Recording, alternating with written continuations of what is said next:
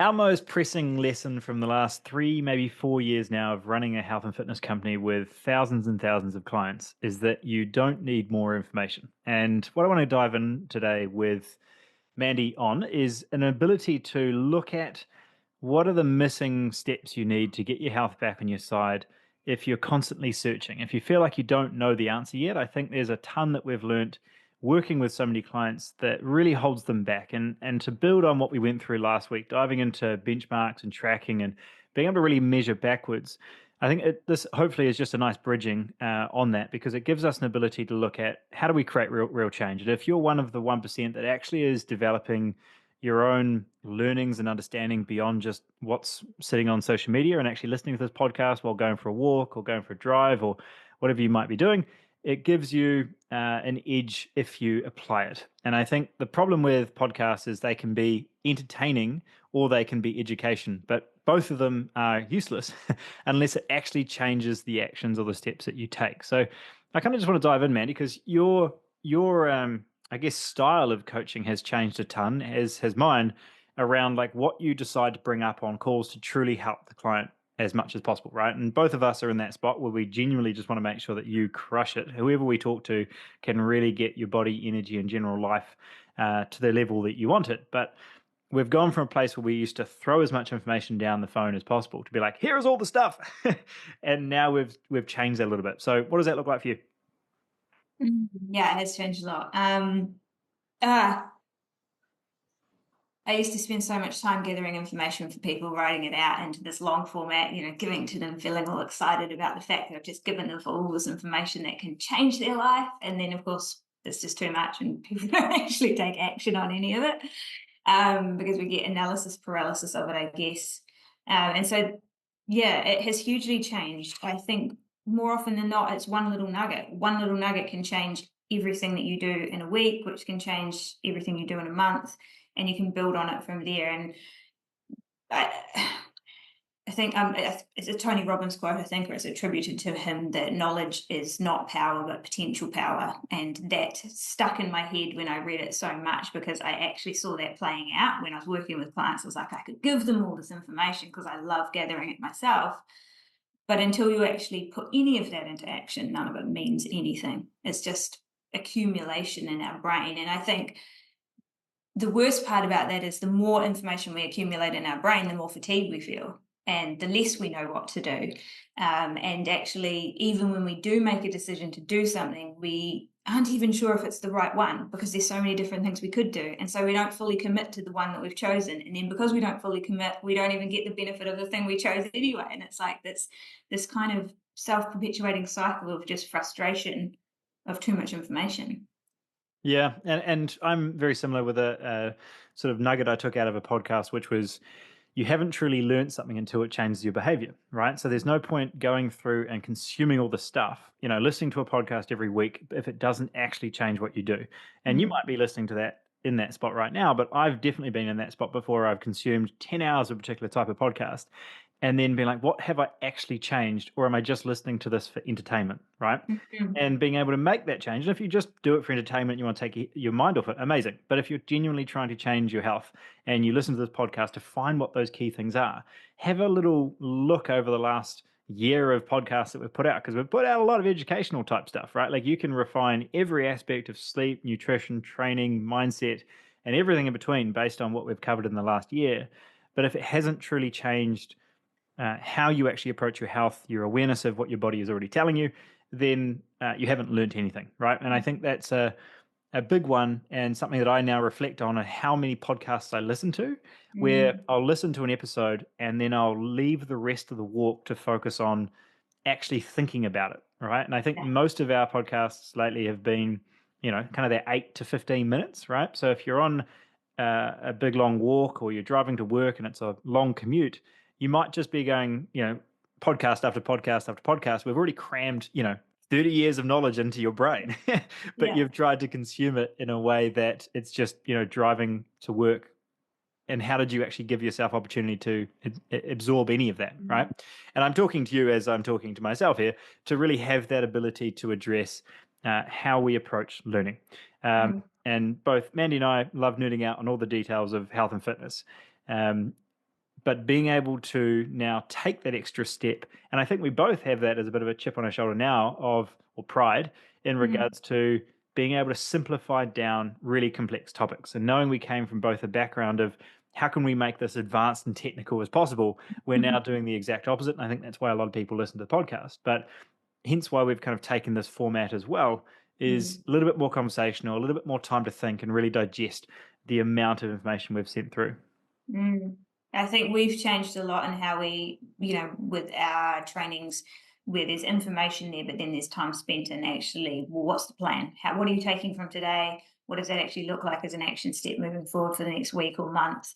And we pretty much embed that into all of our trainings now. It's kind of the practical application of where that, how are you actually going to use this information? Because it does nothing for you until you put it into practice. And I think at face value, that can feel a little bit less of a dopamine hit. Like if you're just out information gathering, you just want more, more, more. You don't want to be like paused to actually think about what you're going to do tomorrow that is taken from this.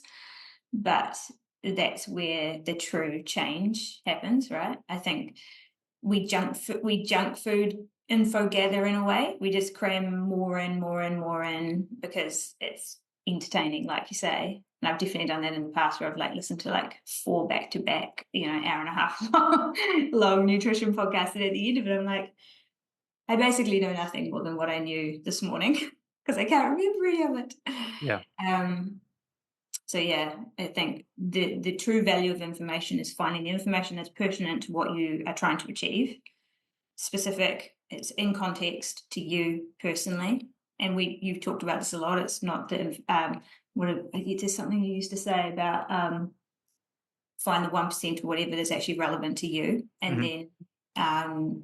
then take action on that piece and pause. Like you don't need to poke any more in there. Stop consuming more, trying to get that kind of good feeling that you're progressing, because actually you're not progressing at all if you're just poking stuff in. Yeah, and it's kind of become uh, a permission block for me in regards to the types of podcasts I listen to, because I've Mm, always been in the space where I want to be as productive as possible through the stuff I consume, both reading or listening. And I'm listening to this type of podcast to really make sure I'm cutting edge in regards to this, that, and the other thing. Yet, if I haven't taken the time to install the last 3 episodes, there's nothing cutting edge about it. I just got mm, entertained. mm, And if I want to then go listen to a biography or something else that's actually truly just entertaining and enjoyable to listen to, I've actually seen myself get more out of that because it's the context to which I see the world through, which allows me to mm, see the same problems in a different way, right? mm, And that might be similar for people watching this podcast, where you're listening to this because you want to get healthy, and you're listening to every single episode to try and improve your health, but you haven't installed them. It mm, really allows you to then address, well, I'm going to give myself permission to go listen to Matthew McConaughey for because he's got a better voice than me, and just enjoy the podcast and take the time to instill the learnings of what we've gone through today with that time. And mm, sometimes, certainly in the last month or two, Mandy, it's been pretty flat out for me. I've really enjoyed just leaving all technology at home and just going on a walk without anything. And I think mm, I've probably taken more out of those walks because that little thing stuck in the back of my head from 3 weeks ago, I finally got more time to mull over and really chew through mm, and really start to see how that applied, as you said, to my day, my life. Because we live in such a busy world, we've got so many you should do this everywhere that just mm, taking the time to identify what's most useful and meaningful for you, certainly in the chaos of December, January, I think is going to be a really, really helpful move. mm. I think of information in a way sort of similar to food, in that it's something that we consume, right? But the ultimate focus of why we're consuming it is not to consume it, but what we can put out from it, what we can produce from it. So eating the food gives us the energy to be able to work well or have mental clarity or whatever. Consumption of information is the same, as that the heart behind why you're doing it is because you want to better yourself and grow, which is brilliant. But the issue is that we get stuck with putting it in it rather than what it's producing. And I think exactly what you said there, when you go for a walk and you have nothing, you're not feeding anything more into your brain. You're just allowing your brain to percolate and move things around and process thoughts and whatnot. You actually start producing more because you're actually having thoughts of your own. You're connecting dots and having thought processes and stuff, which you don't do if you're constantly feeding more information in. It just doesn't happen the same. So there's so much in that, like actually just stopping and just listening and processing and thinking. Yeah, I think one of the best coaching tools you can ever have is how many times do you go to pick up your phone during a workout, right? If you're weight training and you've got those rest times, I notice that my week is a lot more controllable and enjoyable and focused and productive if I can sit between each exercise and not pick up my phone. I can breathe, I can Mm, slow down, and then I can get ready for the next set for 60 seconds, right? yeah. Whereas when I'm in chipmunk mode, which I know you know well too, is we'll get 20 seconds into a set and you're picking the phone back up, right? And it's what else has happened in the last minute, right? That I need to know about. And I think when you build that cycle, one of my mentors for a long time said it was like you're constantly sipping in air and sipping in air, but you're never taking the time to blow out, right? And I think that, as you've just said, the ability to look at consumption and production in this equation are very much a 1-to-1. Whereas if for most people it's like a 20-0, it just Yeah. never gets to a point that you actually produce or get out again. So being able to take that time, even to that little nugget you said before, which was eat. Why are you eating? Are you eating because of how it's going to allow you to be feeling for the next 3 hours, or are you eating it because it's sugary and you'll feel nice for 3 seconds, right? Like Mm, that in itself, if that's the only thing you change in the next 6 months, you'll probably feel better and look better because of it, right? I know mm, I will.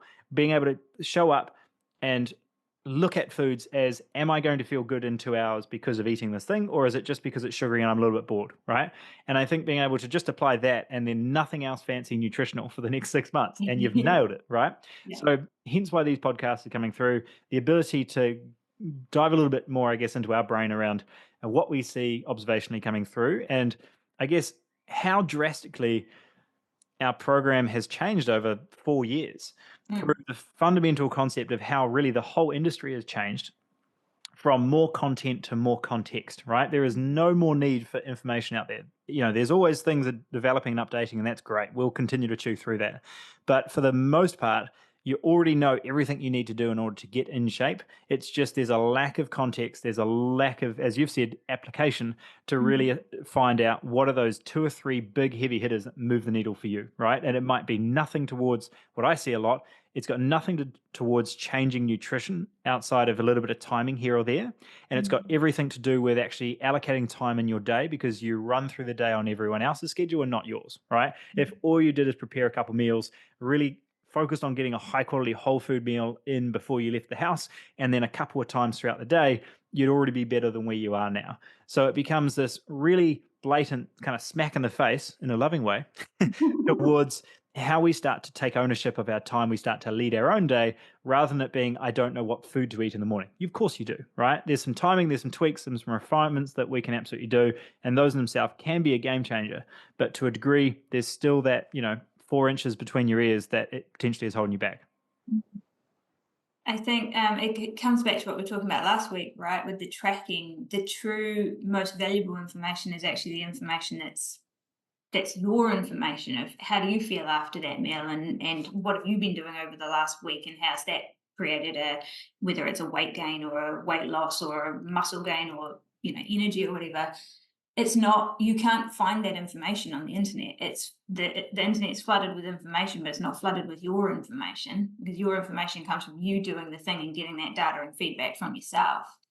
And if we spend more time focused on that rather than kind of at just the big kind of massive amount of information which is out there, which we don't even realize how huge it is, right? This is from, and I'm going to share this because I told you about this before, a 2023 review that was done just on information, basically overwhelm in people, which is a massive problem now. And they were talking about another study that had been done back in 2012 that said the amount of content and information created and made available nowadays in 2 days is equivalent to what was available from the beginning of human civilization to 2003. So every 2 days, we're like adding so much more information to the available options of what we can read, what we can listen to, what we can learn about, what we can do. We just have no idea how that impacts our brain on a biological level. We just can't cope with that much Yeah, information. we're adding a few megabytes to that big pile there with this podcast. And I said before, maybe I was being a little hyperbolic. There's plenty of things that we can do to refine your nutrition to a point of improving it, right? Like things like nutrition timing, things like removing a little bit like the vegetable oils you're using, or improving some digestive process. can be a game changer. That in itself, Mhm. we've seen in 2 or 3 weeks really change people's health drastically. But I think one of the things that we've seen with clients that have been with us 2, 3, 4 years plus is how much more we can really address. And I think that, again, I've worked with a ton of coaches and mentors on my side, and being able to always develop my skill to help clients as much as possible has become less and less about learning more information, right? It's been more and more about how can I apply this to this individual in the way that it is the easiest possible for them to stay on track for as long as possible. Because I don't Mhm. want someone to get in shape and then lose it all in 6 months. I want them to build the skills that they continue to refer back to for the next 40, 50 years, right? Like that's really our mission.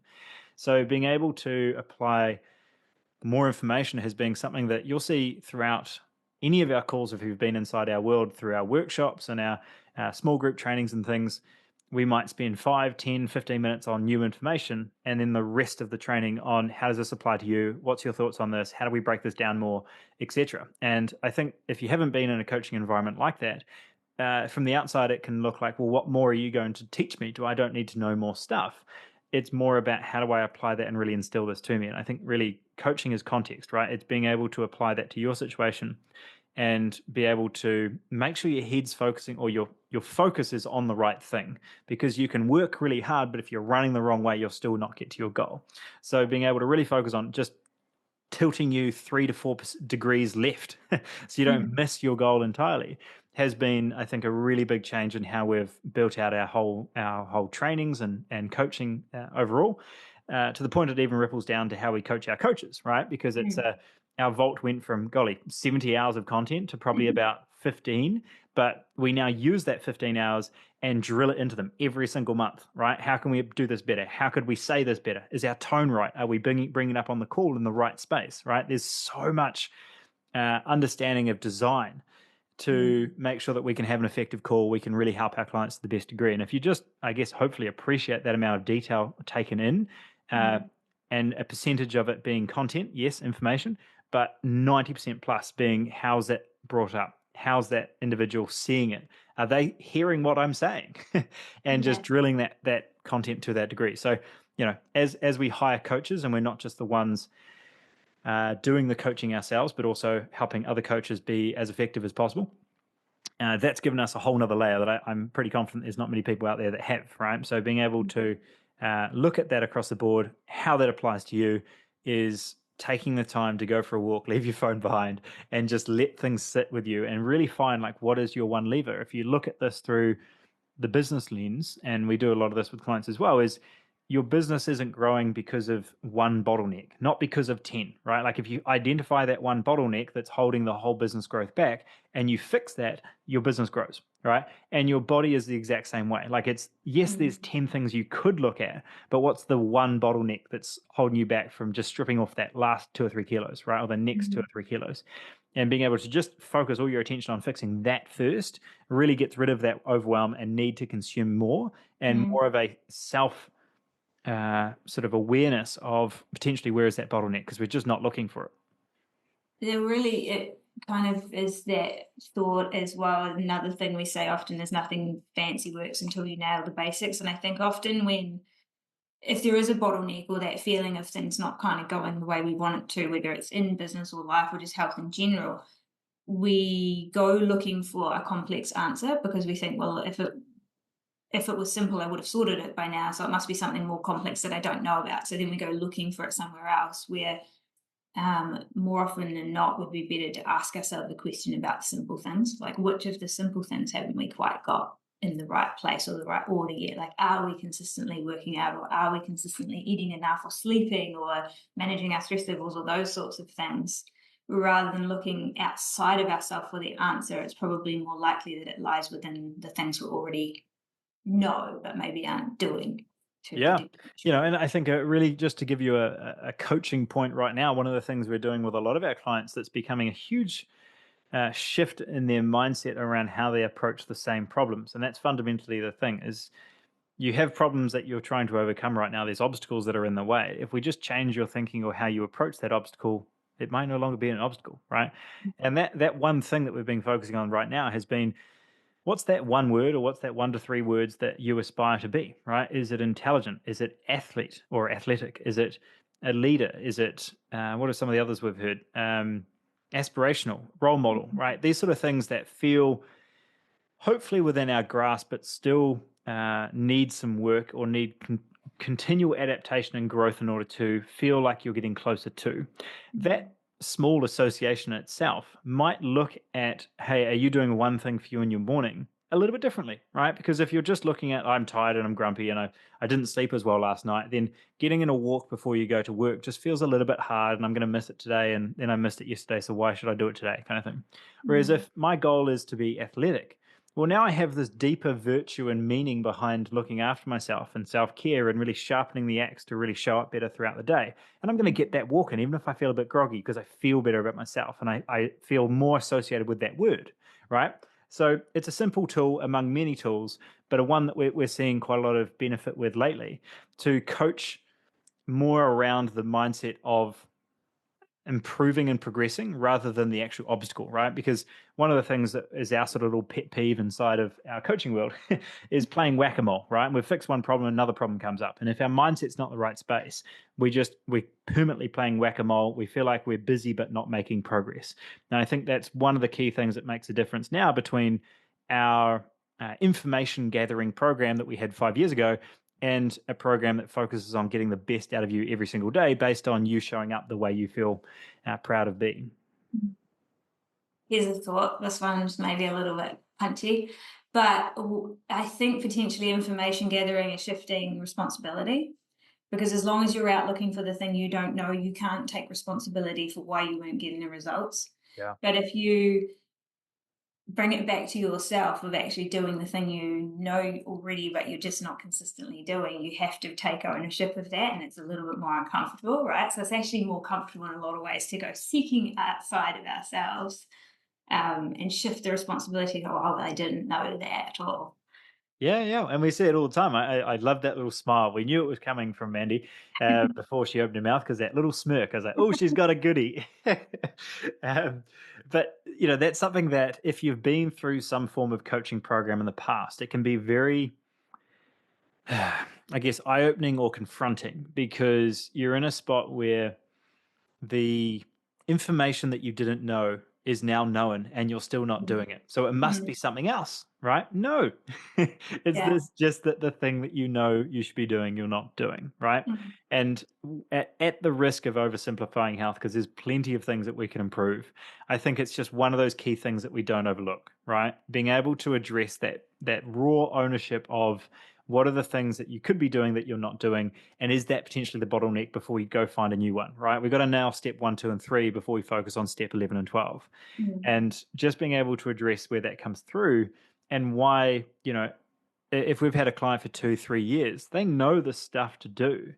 It's more a case of being reminded more than we need to be taught, right? So, what are Mhm. we really addressing? Well, we're addressing making sure that their brain is focusing on the right stuff, that there's a real resilience to the stresses in their life that will continue to come up, and being able to remind themselves of what's most important or really removing the extra clutter that's so easy to kind of build up, right? If you don't Mhm. do that little spring clean every now and then, your house gets real cluttered full of all sorts of stuff you never use. And it's the exact same thing of your brain if you're just over consuming and not actually implementing. Because as soon Mhm. as you start implementing, the beautiful thing that happens is you realize that 80% of the stuff you consumed you're not using, but that one or two things that really shifted the needle is the only thing you need to master in your day, and things get better, right? Mhm. So I think it's a beautiful space to be if you're in it, but really a tough spot to get to if you're just still in the consumption space. Yeah. It's a weird one too, because when you are truly, and this is the thing, I think that people who are over consuming good information about how to get healthy and stuff, it is coming from a good place. Yeah. They're doing it because they want to improve. It's just that it's maybe somewhat misguided, but I think even giving yourself permission to stop seeking out that information sometimes is the ticket as well. I know that for me, like sometimes I just have to stop myself and just read a novel or something, like stop reading new information because I haven't actually processed or integrated the information that I've gathered in the last 2 months or whatever from whatever I've been reading. But giving yourself permission to just sit with that and just do something that's for joy or enjoyment or recovery or whatever is a really good one too. And it's kind of like whether it's just going for a walk and just not listening to anything, or maybe switch off the podcast and listen to some music and find something that you used to get great enjoyment out of, or read a novel or something like that, but actually just be allowing yourself to do that and not feel like even maybe guilty or lazy if you're not poking more new information in there all the time too. Yeah, I think it's a really great point, and it ties into like value of coaching as well, right? Like, Mm, okay, well, what is the value of coaching if it's not to learn more information, right? And I think it's a mm, fantastic question, but it's exactly where hopefully you feel like this is coming from a good place because we're not just focusing on what you should be doing and what you're not doing, and mhm, it's becoming very much a mindset podcast and an ownership podcast in a way, but mm, from a place of genuinely trying to make sure that you're better than you were this time last year, right? And if you simply mm, reflect on whenever you're listening to this podcast, what are the things that have improved since last year and what are the things that are either still the same or worse? And being able to get to a place where uh, it becomes a kind of a spring clean of your mind or a spring clean of the things that you're focusing on. One of the big things that coaching has done for me, and I've spent hundreds of thousands on coaching through business and health across the years, and the most stressful and least helpful coaching programs have been the ones that just jammed in more information and said, you need to know this and you need to know this and just, mm, watch these 10 new webinars. Whereas the mm, ones that were most helpful is they put me in a room with smart individuals that simply raise the bar, right? They put me in a place where I was just applying a new mindset, applying new context to the same problems and ending up with a better outcome because I raised the bar. And I think mm, that in itself becomes a really interesting way to look at how most people approach coaching is they approach it to find out that one thing they don't know. Yet I mm. can tell you this right now that on the other side of paying for the thing and finding out the things you need to do are the things that you're just already but you're not doing. Yeah. It gets rid of that worry or concern that this is big thing that you can't do that you don't know of, but rather a more comforting and supporting way to just apply a better energy to the things that you already are stuck on and just are able to tackle easier, right? Mm, And I think that's a really interesting way to look at the clients that have come through to our program that have just come fresh off Facebook from one of our ads versus one of you guys that have listened to our podcast for a long time. You understand what we focus on, you resonate with how we approach it and how this is sustainable and long term, while also really addressing the mindset of a little bit of challenge. And really, as you said before, actually leaning into it and enjoying a bit of challenge. Because one of the things that's allowed me to be stronger, leaner, and more energetic in the last 6 months, Mandy, has just been doing at least one thing that's really hard every week, right? Going for a mm. run. I'm not a runner, but Yeah. going for a run and be like, that sucked, but I feel so much better afterwards, right? Or as you did the other day, doing like a 20K bike ride on a Thursday for whatever reason, and just coming back and be like, oh, I'm smashed, but I feel good, Yeah. right? And I think just that in itself, some of you in your room be like, yes, I understand and I resonate with that really well. And then others are like, you guys are nut jobs. I don't understand how that works. But both of you are true. But being able to address that space of where can I do something that challenges my body and my mind in a way that I actually enjoy it and I actually lean into it a wee bit, right? And you don't need to be doing the David Goggins, run through the night and keep Mm, going when your feet are breaking. It's just do something a little bit hard. And if you get to mm, that 10th rep and you know you've got 2 or 3 reps in there, keep going, right? Because that's mm, that stimulus and your opportunity for your body to just break down a little bit more tissue and give your body a reason to actually change. And I think that's why I guess we're so strongly pushing on the sort of mindset slash focus of health rather than necessarily the new thing you need to do, which is really like quite different for you and I as well, right? I think it kind yeah, of yeah, shows the development of us over the last 3 4 years, yeah. but I think it's the biggest piece. Well, I have to say, you know this, right? Mandy's got a brain full of information. I packed a lot of information into my brain in the years leading up to before I started working with Body Reset, and I've continued to pack information in. But I have to say, and I've never said this before, Ollie, but my health has changed more, my personal health, fitness, etc., in the time that I've worked with Body Reset, primarily because of that kind of application piece, which you do so well, is what have you done? Like, what have Yeah. you done? And that little bit of a challenge all the time to do a little bit more. So, all of that information previously, yes, it was there, but it wasn't really of any use to me because I wasn't really doing that much with it. I ate pretty well, but I didn't do much else. Um, so, actually having that, and this comes back to the value of coaching, right? You're not my coach, but I talk to you all the time and you're always happy to give me a little prod and a challenge. Yep. And it makes more of a difference than anything you can know, is if you actually go and do that little bit of a hard thing, step outside of your comfort zone, put in a little bit more effort. And exactly to the point, that the bike ride that I did the other day, that had been niggling away in the back of my head as something I knew that I needed to do but didn't want to do for a long time. And then going and doing it, I don't want to do it again now. But at least I know I can. And I never would have done that 3 or 4 years ago.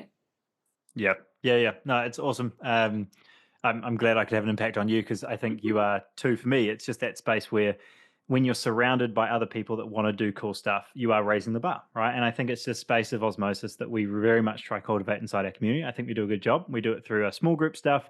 We do it through Mm, our larger trainings each month, where it's not just jump on and watch people talk. It's actually get involved and how can we break down your problems into ones that you realize that other people have exactly the same problems, which in itself is kind of comforting. But then yeah. you get off the call knowing you've raised the bar and you're looking at those problems differently. And I think that's a really special place to be in. And I think as us as coaches has been a really cool way to realize that we're helping them, but they're helping us just as much because we're in Mm, that spot that we're just part of a community that for everyone involved, you can't help but get off a little bit more motivated, a little bit more focused, right? So yeah.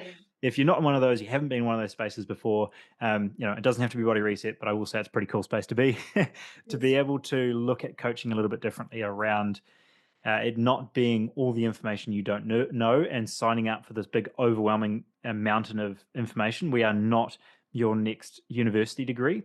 We Mm, are the way to take what you know, apply it to what we know with thousands of people, and apply a little bit of context, a little bit of application for you to run with it, right? And if mm, that just allows, I talked to a lady just yesterday who was, or Friday, who was flat out doing all the stuff. And I said, look, if you jump into our coaching right now, what I'm going to do is just simplify what you're focusing on and get rid of the 10 things you don't need to do for the mm, two things that are really moving the needle that at the mm, moment are just being suppressed because you're doing 10 other things on top, right? mm, If you truly want to get the benefit out of a morning walk, then do a morning walk, be present, be focused.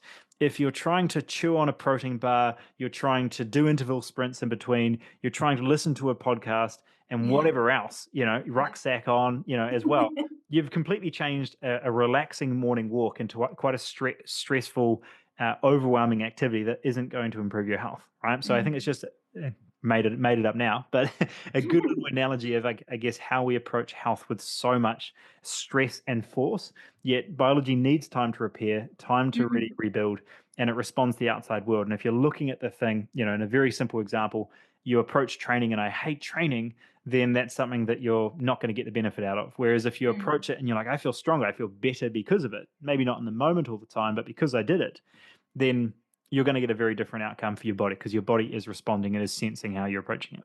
mm.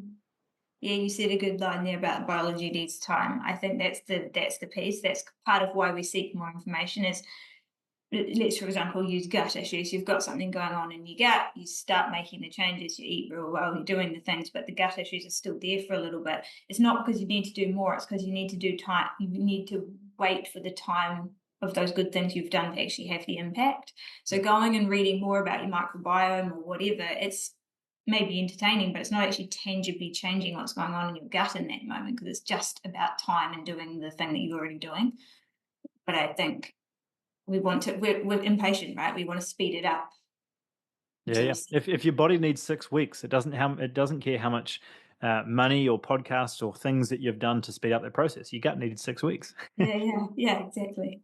Yeah, cool. Well, hopefully you're enjoying this as much as me, guys. This has been the part two of a different style of podcast, just diving into the glue that holds the information together, the key actions that we give you every single week. Hopefully, this just gives you a little bit of a different way to chew on it because this is by no way accusatory of the things you're not doing. This is a reminder to us just as much, but comes from a place of we work with so many clients and we simply want to share what we see working so well. And I think certainly with Mandy and I doing a lot of the testimonials and having clients thank us every week for how much we've changed their bodies, their lives, their families' lives, etc. It's always that one or two little penny drop moments that just change the game for them, right? And I think, yes, we improved how they look at nutrition and training, and there's a whole new skill set that they've built, but there's always a mindset or a little phrase that just sticks in the back of their head that's really building that. And hopefully from these, you're getting that too. So I'm enjoying them. Mandy, I hope you're enjoying them, as long as we can, well, we tangent every different direction, but I think you kind of get an idea of how we bounce off each other as well. In just a space where we came from totally different backgrounds, we're in a spot where we're able to realize that all of it matters and nothing matters at the same point unless we apply that action, unless we apply that implementation. And when we hopefully give you the skill of context, you get a ton more out of it as well.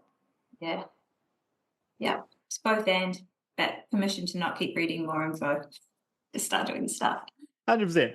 All right, guys. Well, until next time, hopefully take the rest of your drive, your walk, whatever it might be, to turn this podcast off now and just sit with it a little bit. Just think, what's the one thing off today's podcast that actually changes how I approach my day or my week? Otherwise, this was just entertainment. And if that's it, then amazing. But getting to a place where if you want to improve your health and you're simply able to identify the bottleneck, you can both have this as entertainment and also have something that you are now actively focusing on and seeing your health improve and see the benefits too.